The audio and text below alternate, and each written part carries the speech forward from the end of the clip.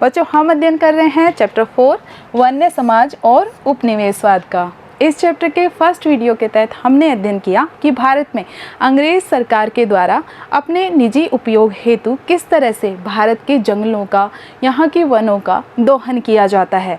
आज के वीडियो में हम अध्ययन करेंगे कि औपनिवेशिक शासनकाल के दौरान ही भारत में व्यावसायिक वानिकी की शुरुआत कैसे होती है, यानी वनों का व्यावसायिक उपयोग किस तरह से प्रारंभ होता है। तो बच्चों पहले के वीडियो में हम अध्ययन कर चुके थे कि जहाज व रेल की पटरियां बिछाने के लिए अंग्रेज़ों को जंगलों की ज़रूरत थी, लेकिन वो इस बात से बहुत ज़्यादा चिंतित थे कि भारत के जो स्थानीय लोग थे, यहाँ के जो स्थानीय लोग थे, वो जंगलों का उपयोग करते थे अपनी दैनिक ज़रूरतों को पूरा करने के लिए। कोई जलावन की लकड़ी लेकर आ रहा है, कोई पत्ते, फूल या फल लेकर आ रहा है, तो उनको इस चीज़ की बड़ी चिंता होती थी कि यहाँ के जो स्थानीय लोग जंगलों का उपयोग कर रहे हैं, साथ ही जो व्यापारी वर्ग है वो पेड़ों की अंधाधुंध कटाई कर रहा है।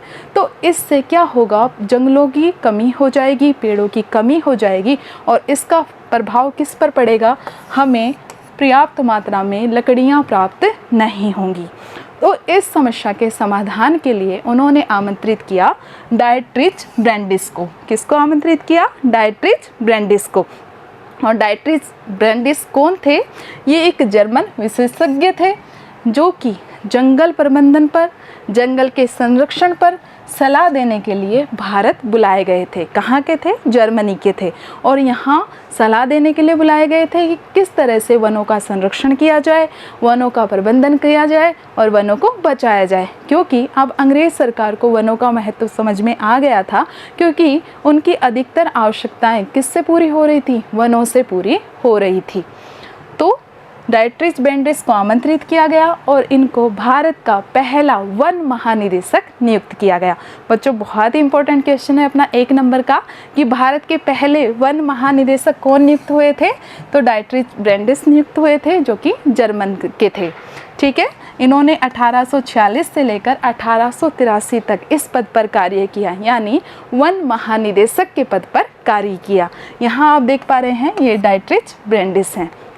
अब डायट्रिच ब्रैंडिस ने क्या क्या कार्य किए, क्या क्या सुझाव दिया भारत में वन संरक्षण को लेकर, उस पर हम अध्ययन करेंगे।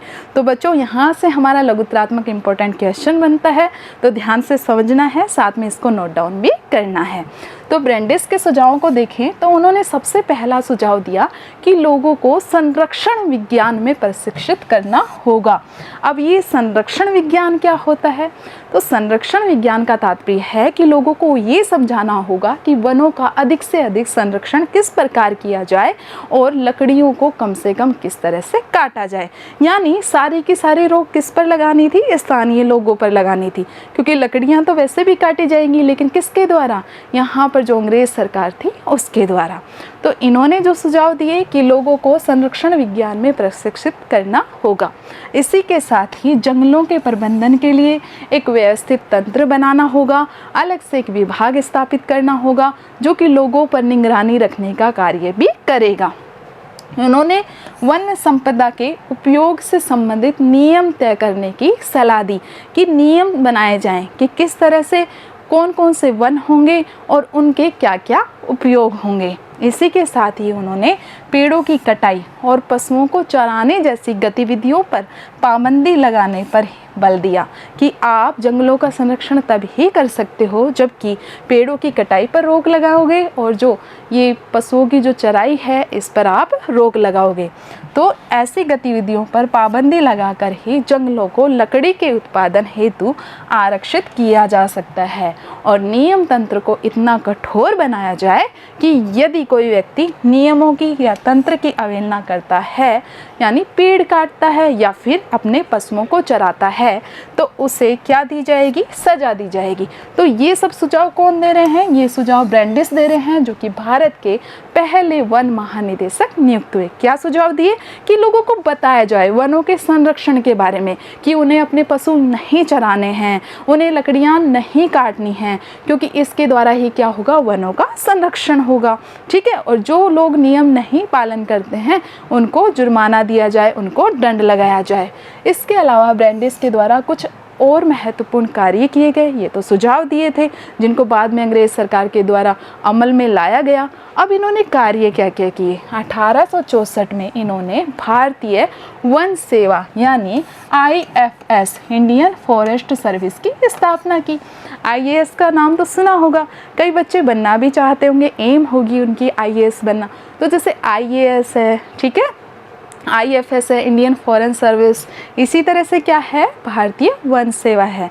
तो IAS को भी किसने स्थापित किया था? अंग्रेज सरकार ने ही बनाया था, ठीक है। इसी तरह से भारतीय वन सेवा की स्थापना 1864 में की गई थी और किसके द्वारा की गई थी? ब्रैंडिस के द्वारा की गई थी, क्योंकि उनका ये सुझाव था कि इसके लिए अलग से वन विभाग बनाया जाए और अलग से अखिल भारतीय स्तर के अधिकारी की नियुक्ति की जाए, तभी आप वनों का अच्छे से संरक्षण कर पाएंगे।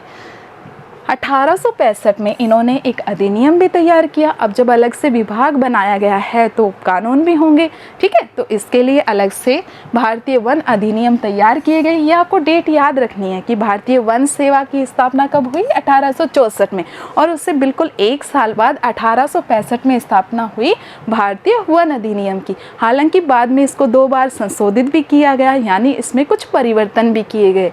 कब कब किए गए? 1878 में दूसरी बार इसमें परिवर्तन हुआ, किसमें? भारतीय वन अधिनियम, जो कि 1865 में पारित हुआ था, बनकर तैयार हुआ था, ठीक है। तो उसमें पहला संशोधन 1878 में किया गया और फिर दूसरा संशोधन किया गया 1927 में। लेकिन इनमें से 1878 वाला संशोधन बहुत ही ज़्यादा महत्वपूर्ण है। क्यों महत्वपूर्ण है? क्योंकि इसमें जंगलों को 3 श्रेणियों में विभाजित कर दिया गया, यानी अब जंगल बांट दिए गए कि ये वाले जंगल क्या होंगे? बिल्कुल ही आरक्षित होंगे। इनमें स्थानीय लोगों की आवाजाही पर पूरी तरह से प्रतिबंध होगा और ये जंगल हैं, ये स्थानीय लोगों के लिए खुले रहेंगे। तो देखते हैं कि किस तरह से जंगलों को विभाजित किया गया। जंगलों को बच्चों बहुत ही इंपॉर्टेंट क्वेश्चन है, डेट भी याद रखनी है कि 1878 में, है ना, जो भारतीय वन अधिनियम में संशोधन करके भारतीय वन अधिनियम 1878 के तहत जंगलों को 3 श्रेणियों में बांटा गया। कौन कौन सी थी? आरक्षित वन, सुरक्षित वन और ग्रामीण वन। यानी सबसे पहला आरक्षित वन, उसके बाद सुरक्षित वन और फिर ग्रामीण वन। जैसा कि नाम से ही स्पष्ट है, आरक्षित वन ऐसे वन थे जिसमें स्थानीय लोगों की आवाजाही पर पूरी तरह से प्रतिबंध था, यानी इसमें व्यावसायिक उपयोग की जो वन हैं वो ही इसमें थे और इसमें पूरी तरह से पशुओं के और स्थानीय लोगों की आवाजाही पर प्रतिबंध था। क्यों था प्रतिबंध? क्योंकि उन लोगों का ये मानना था कि पशुओं के चरने से और लोगों के द्वारा लकड़ियाँ तोड़ने से ऐसे वन जंगल नष्ट हो सकते हैं, यानी जो वन संपदा है उसको नुकसान पहुँच सकता है। तो जो दूसरे वन थे सुरक्षित वन और फिर ग्रामीण वन, तो ग्रामीण वन सभी के लिए खुले गए थे, लेकिन सुरक्षित वन ऐसे वन थे जिसमें स्थानीय लोगों को जाने की अनुमति तो थी, लेकिन उनको इसके लिए परमिशन लेनी होती थी, अनुमति लेनी होती थी, परमिट लेनी होती थी। तो सुरक्षित वन और ग्रामीण वन 2 ही ऐसे वन थे जहाँ पर घर बनाने के लिए और ईंधन के लिए लकड़ी प्राप्त कर सकते थे ग्रामीण, ठीक है। तो कौन कौन से जंगलों से ग्रामीण लकड़ी प्राप्त कर सकते थे? सुरक्षित वन से और ग्रामीण वन से। आरक्षित वनों में आवाजाही पर पूरी तरह से प्रतिबंध था और अगर कोई स्थानीय व्यक्ति ग्रामीण इनमें जाने की कोशिश करता तो उसको कठोरतम सजा प्रदान की जाती थी। इसी के साथ ही जब हम बात कर रहे हैं कि वन महानिदेशक के रूप में ब्रैंडिस ने कौन कौन से कार्य किए, तो उन्होंने 1906 में देहरादून में शाही वन अनुसंधान की स्थापना की थी। यानी ये जो शाही वन अनुसंधान संस्थान था ये पूर्व में उन्होंने स्थापित किया था 1878 में। किस नाम से स्थापित किया था? ब्रिटिश इंपीरियल फॉरेस्ट स्कूल के नाम से, ठीक है। तो अभी आप यहाँ देख पा रहे हैं ये देहरादून में स्थित है forest school, the imperial forest school. और इस स्कूल में क्या कार्य किया जाता था? इस स्कूल में वैज्ञानिक वानिकी की शिक्षा दी जाती थी, यानी जो वानिकी की जाएगी, वन या जंगल लगाए जाएंगे तो वो वैज्ञानिक तरीके से ही लगाए जाएंगे। अब ये वैज्ञानिक वानिकी कैसी थी, क्या होती थी, है ना, 1 नंबर का हमारा ये क्वेश्चन बनता है। तो वैज्ञानिक वानिकी किससे तात्पर्य था कि जो अलग अलग प्रजाति के प्राकृतिक वन होते थे, जो कि हमने फर्स्ट वीडियो में देखा था, अमेजोन के जंगलों का उदाहरण लिया था, इसी तरह से पश्चिमी घाट के जो भारत के जंगल थे उनका उदाहरण लिया था कि उसमें अलग अलग प्रजाति के वन पाए जाते हैं। लेकिन वैज्ञानिक वानिकी बिल्कुल उसके विपरीत बात करती है। क्या कहती है ये कि जो अलग अलग प्रजाति वाले प्राकृतिक वन हैं उनको काट दिया जाए, बल्कि उनकी जगह पर एक जैसे सीधी पंक्ति में एक जैसे ही वृक्ष लगाए जाएं, यानी एक ही किस्म के वृक्ष लगाए जाएं और वो भी सीधी पंक्ति में लगाए जाएं। यानी ये वनों की अलग अलग किस्म का क्या किया इन्होंने, विरोध किया। किस वानिकी के तहत, वैज्ञानिक वानिकी के तहत। तो जो आधुनिक वैज्ञानिक हैं, आधुनिक जो वन विशेषज्ञ हैं, तो वो विरोध करते हैं इस वैज्ञानिक वानिकी की नीति का। क्यों करते हैं? क्योंकि वनों में विविधता का होना बहुत ज़रूरी है। और आगे हम देखेंगे कि जो स्थानीय समुदाय के लोग हैं, आदिवासी लोग हैं, वो विरोध करते हैं इस नीति का, क्योंकि उनको अलग अलग आवश्यकताओं की पूर्ति करने के लिए वनों की अलग अलग किस्मों की ज़रूरत होती थी।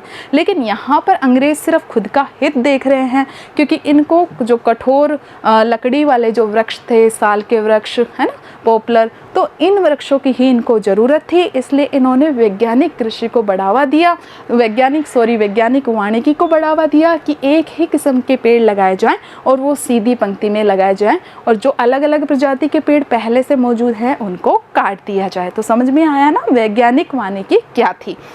तो और फिर इनको क्या कहा गया, इन्हें बागान कहा जाता था।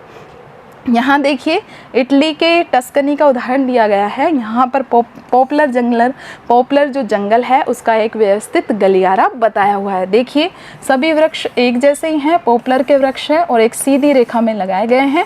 यही किसका उदाहरण है, वैज्ञानिक वानिकी का उदाहरण है कि अलग अलग वृक्ष नहीं होने चाहिए, अलग अलग प्रजाति के, एक ही प्रजाति के वृक्ष होने चाहिए और वो बिल्कुल एक ही सीधी पंक्ति में लगाए जाने चाहिए। तो ये हमने देखा कुछ सुझाव थे जो कि किसने दिए, ब्रैंडिस ने दिए। जैसे कि इन्होंने शाही वन अनुसंधान संस्थान स्थापित करा, इसके अलावा भारतीय वन सेवा की भी इन्होंने स्थापना की, भारतीय वन अधिनियम का भी इन्होंने निर्माण करवाया। इसके बाद क्या हुआ, अंग्रेज सरकार ने अपने वन विभाग के अधिकारियों को जंगलों के सर्वेक्षण करने का आदेश दिया। तो वन विभाग के अधिकारियों ने यहाँ के जंगलों का सर्वेक्षण किया, विभिन्न किस्मों के पेड़ों वाले क्षेत्रों को नाप जोख किया और इसके लिए अनेक योजनाएं भी उन्होंने बनाई। यहाँ तक कि ये भी निश्चित किया गया कि बागान का प्रतिवर्ष कितना क्षेत्र काटा जाएगा और कटाई के बाद वापस कितने पेड़ लगाए जाएंगे। यानी ब्रैंडिस के सुझाव के अनुरूप योजनात्मक रूप से वनों का संरक्षण किया जाने लग गया। तो बच्चों आपने देखा कि किस तरह से यहाँ पे व्यावसायिक वानिकी की शुरुआत हुई, यानी वनों के व्यावसायिक उपयोग के लिए उनका संरक्षण किया जाने लग गया। तो इसको आपको वीडियो को देखना है, कंफ्यूज नहीं होना है, बार बार समझना है। धन्यवाद।